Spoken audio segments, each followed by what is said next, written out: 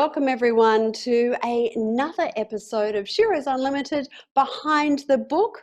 I'm Jaynie Morris and I'm delighted to have your company once again. From all the feedback, the emails and messages that we've been receiving from you, you are enjoying our podcast just as much as we're enjoying bringing them to you. And as you know, our Sheroes Unlimited Behind the Book series is all about interviewing the authors of the books that we recommend, that we've actually read ourselves and we feel have a place in our libraries and in our bookcases. And my special guest today is not a stranger to some of you. You have been to, if you've been to any of our Bubbles, Brunch and Businesses, you may well have had the good fortune to have been at our last Bubbles, Brunch and Business that we had in Australia just before COVID hit, where this gorgeous woman was our very special guest speaker. Julie Lecornu is a mum, she's a grandmother, she's a successful businesswoman. She is very passionate about the environment and conservation. She's an incredibly talented woman, and she is also a children's book author. And so we're delighted to have you with us on Sheroes Unlimited Behind the Book Series 1. Julie, welcome. Hi, Jaynie. Thank you so much for inviting me here. And for your last time, by the way, which was awesome. Well, you are more than welcome. Now, Julie, before we get into the amazing books that you have written so far, what we'd like to do, and what I'd like to do with all my guests, is just to dig a little deeper behind the author first. So, can you just tell us a little bit about you? No, of course not. Well, I'm a private person. That's the weirdest thing. Yeah. Look, mother of 5, always worked too hard. Wouldn't recommend working, but we all do. I think all women do. And a grandmother of 7 in November. And always, actually, you've said it all, actually, because the one thing I've always been passionate about is the environment. Even as a child, I couldn't understand the disdain we had for what gives us nourishment, basically. Because I remember when I was little, all the pollution was next to the car blowing in the wind. I don't know if you remember that. I remember watching all the papers fly as cars drove past. But then having kids, I've become probably more concerned about children, which is why we're here. It's what life is all about. Yeah, exactly. Before COVID hit, we had the devastating fires here across Australia, and I do know that your family were directly affected. How's the recovery program going with all of that? Are things looking? Are they coming around? Yeah, look, congratulations to Blaze Aid. If people don't know who to donate to, they're amazing. Ironically, we only just finished redoing the fences yesterday. That's just the posts, and it's pretty well 7 days a week. Yes. And now we get to run all the bath through it, so it's been kilometres of work there. Yeah. The grass, nature's pretty strong. The grass is growing back, but the whole area at the time was just devastating, truly devastating. In fact, I've learned, Jack, did you know that if the fire is really hot, the heat gets through a certain amount of the soil and the soil doesn't rejuvenate properly.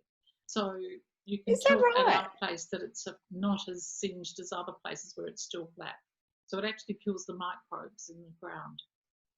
Wow, that's really interesting. I did not realise that, and I'm sure many of our audience didn't know that. No, I've got you. Have you got me?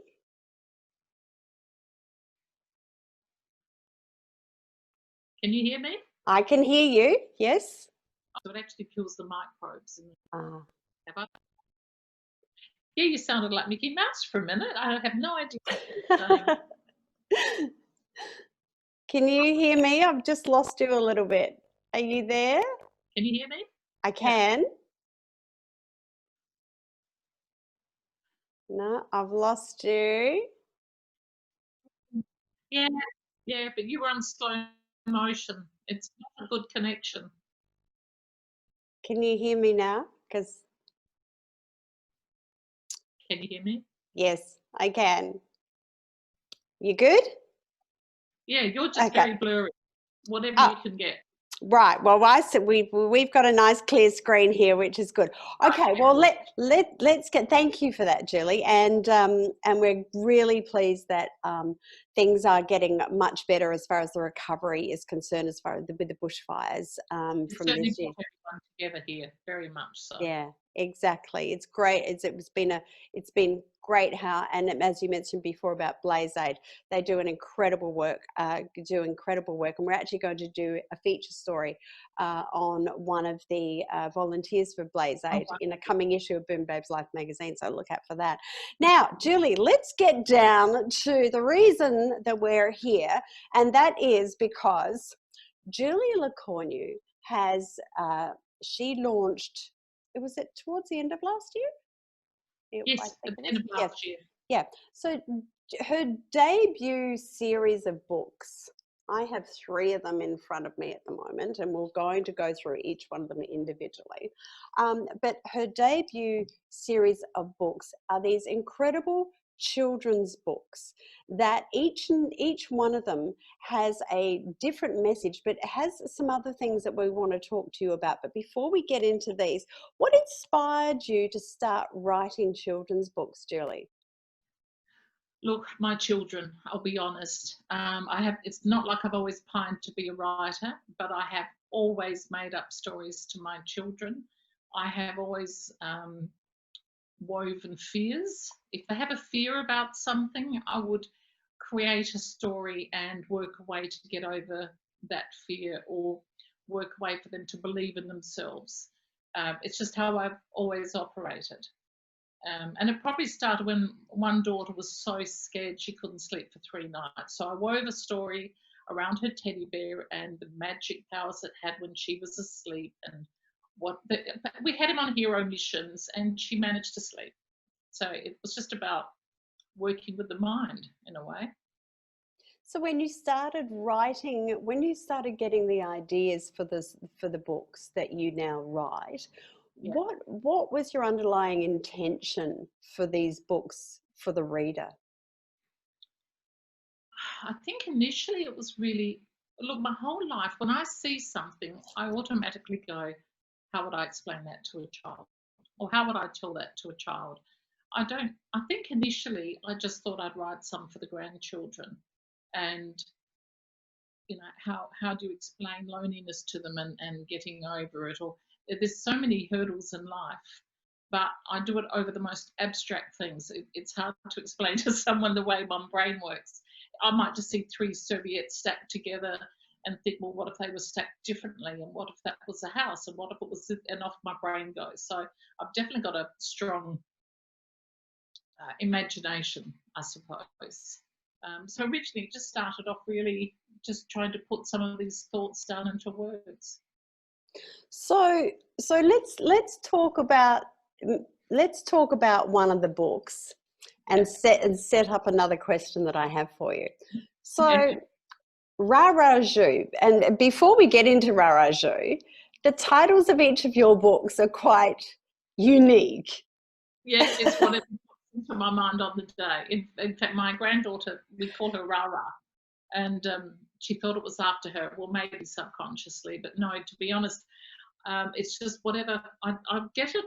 All of the books are based in outer space, so all of them have to have unique names.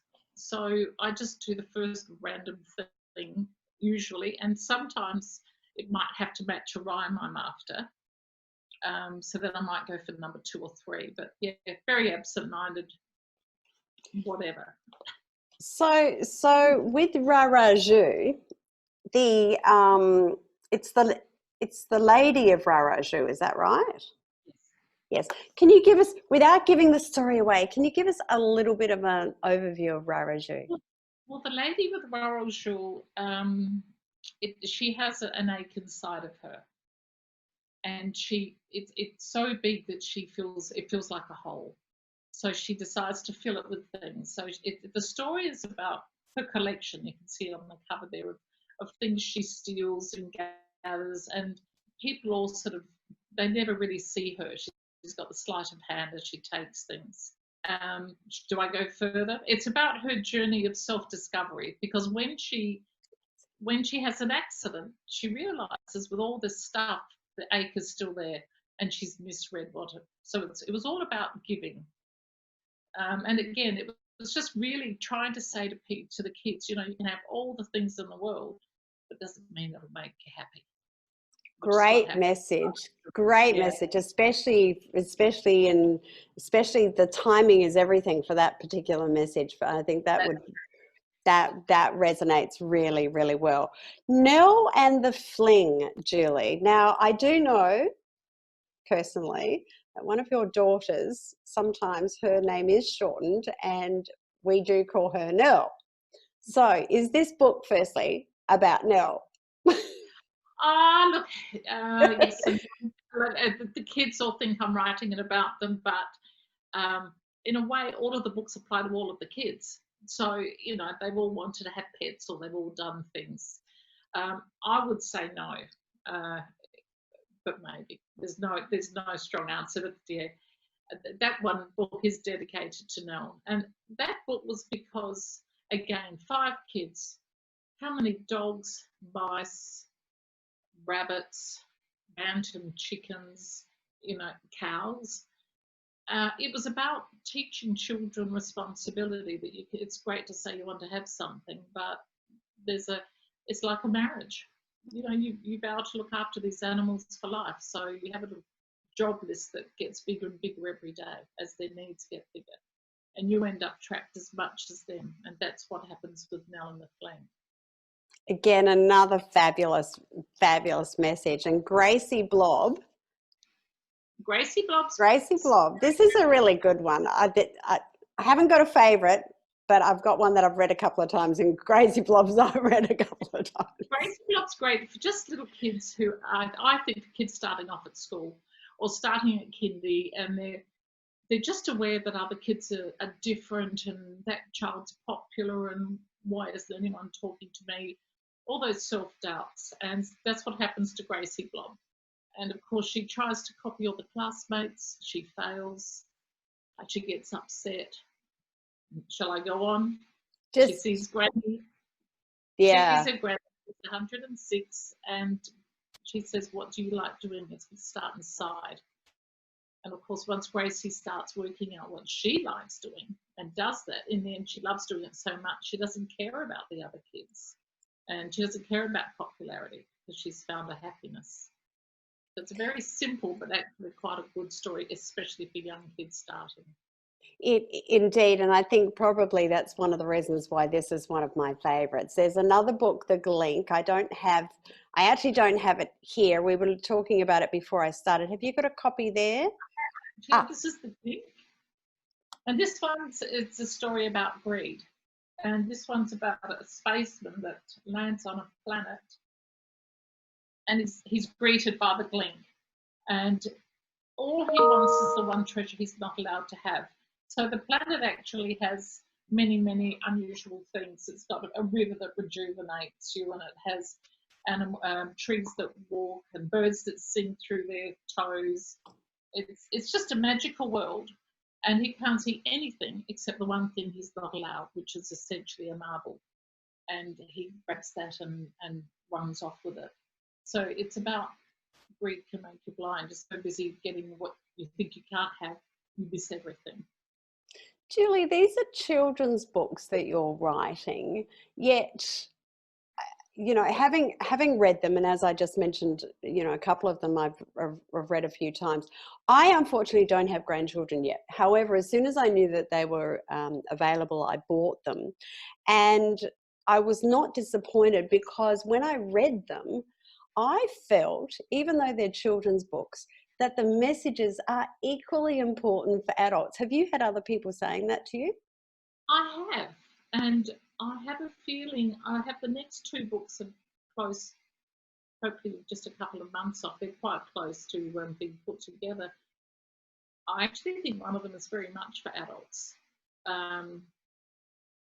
but it's also for children. I think the whole point with the books is we're all individuals. We're all going to receive it differently, interpret it differently, and hopefully get benefits from it individually. So it's not like everyone collects all the things. Someone might just, everyone's just sort of different, and we'll receive it differently. Well, with books these days, with technology and everything that's available to everybody, like the iPads and our devices and all that sort of thing, ebooks are very, very popular, as we know. Why do you think, we've all seen, all of us, everybody that's with us here today, watching this as well, we've all seen, the kids in the prams with the iPads, playing the games and things like that. Why do you feel it's so important? Because these aren't ebooks. These are real, tangible books.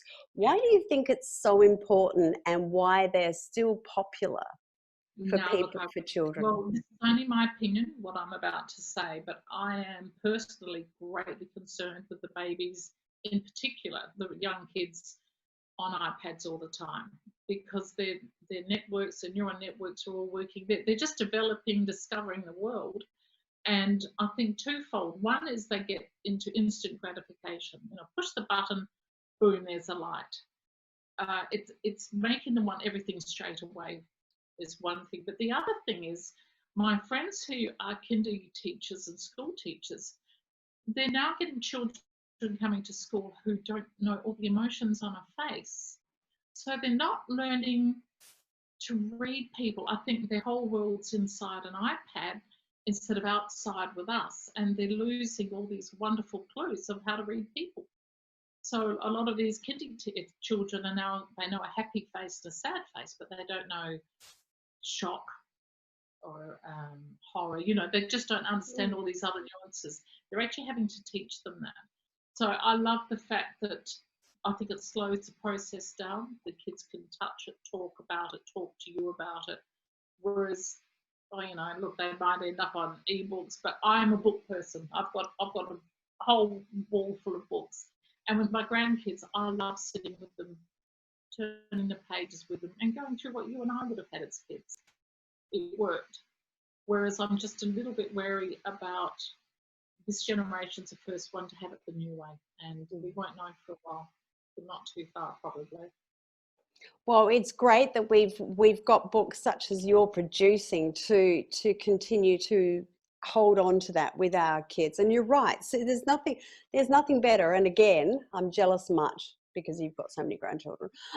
Is that I can't wait to have that experience of actually as a grandparent. Sitting there and reading tangible books to our children, grandchildren. Now let's talk about the illustrations, Julie Lecornu, because these beautiful books are superbly illustrated, and you are the illustrator. Now, how did that come about? Very painfully. The good news is I finally found my mojo, but it's taken me 4 books, I think.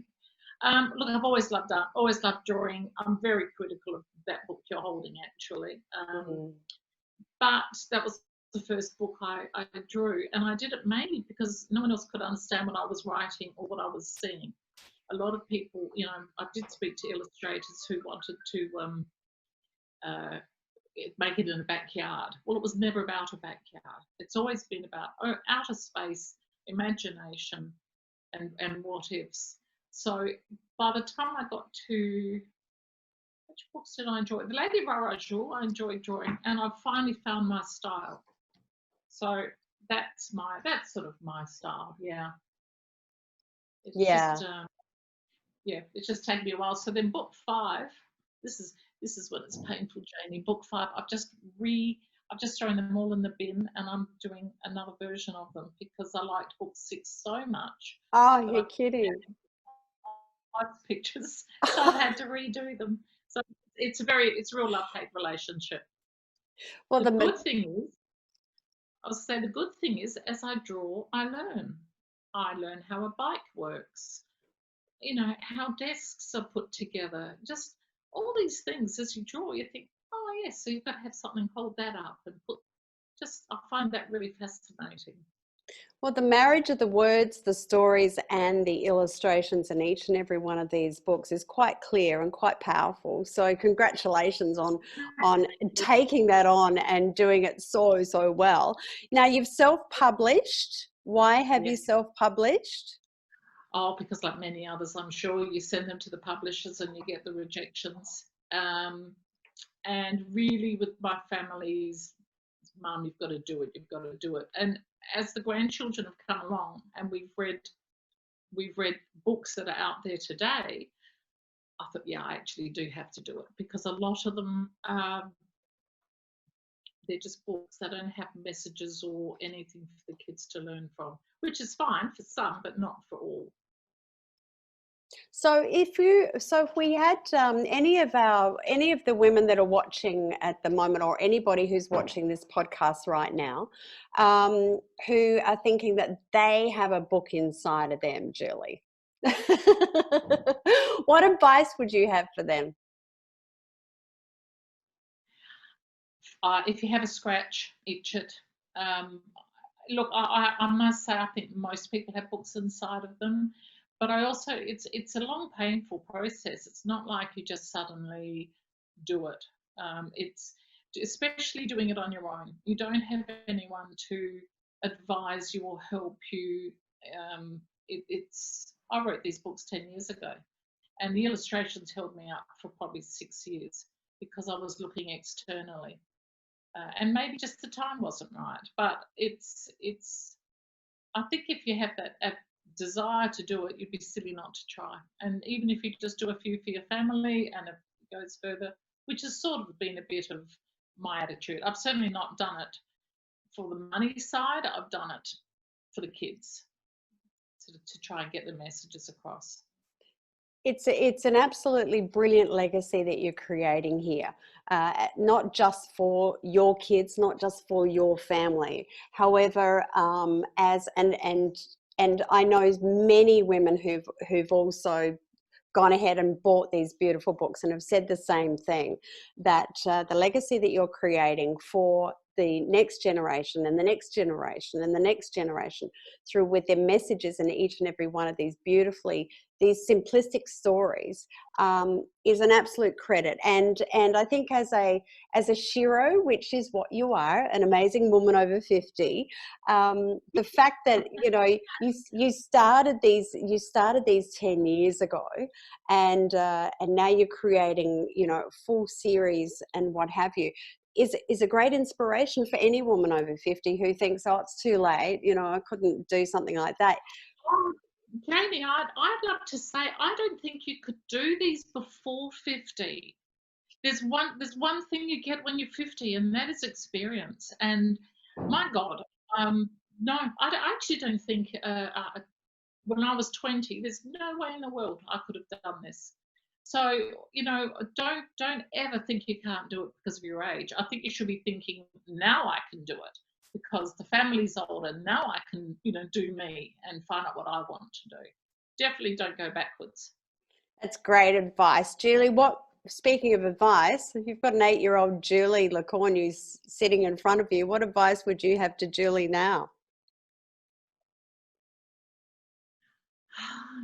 Take life a little bit.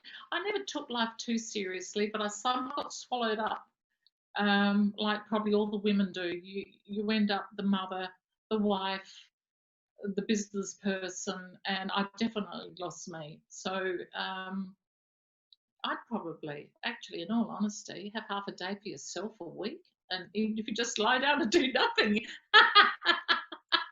because you lose yourself. Or write a book. Take a day off and write a chapter of a book. Write your ideas down for when I'm 50. I'm going to. Exactly. Great advice. Julie Lecornu, you're absolutely amazing. You're one of my faves, as you know. I can't wait for the next series of these fantastic books. Now, if you would like to get these books, well, not if you would like, I know that you want to get these books, okay? So I'm going to tell you where you can get them from. First of all, you can go to our website, BoomerBabesLife.com, go to the shop, which you'll find right down the bottom. If you scroll down, you'll see shop. Go to there and it'll take you straight to the book section. You'll see the beautiful illustration there of the first series that Julie has produced of her books, and you'll see there a link. You click onto that and you enter the code capital B, capital B, capital L, that's BBL, and Julie has generously now gives you 10% off of your purchase of these amazing books. So that's where you're going to get your discount. Go to our website, go to the shop section, click onto Julie's illustrated books there and enter that code. It will take you straight to minidreamers.com.au, and minidreamers.com.au is the official website for all of Julie's books and everything that she produces, and some other great things there too for if you have children that are having children, which means you're a boomer babe, you're over 50, you'll find some other great products there too that have been produced at minidreamers.com.au. However, the simple thing, the links below will write all of the details that I've just said, but remember that code, B, capital B, capital B, capital L, and you'll get 10% off these amazing books. Now, Julie, when are the next series coming out of your books? Look, well, I hope by the end of this week, actually, we'll be piecing them together. I've actually written them and I'm finishing the drawings. And I'll just say one is about, I've got the second one here.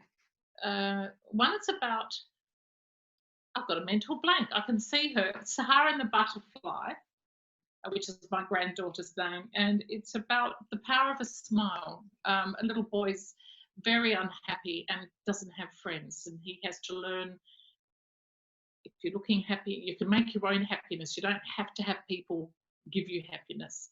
So it's about him, and once he does, of course, he's got a smile on his face and he's got friends. So very simple message, like Gracie Blob, both of them. And the other one is about thinking about what your actions do. That one might be for adults as well, if I'm lucky.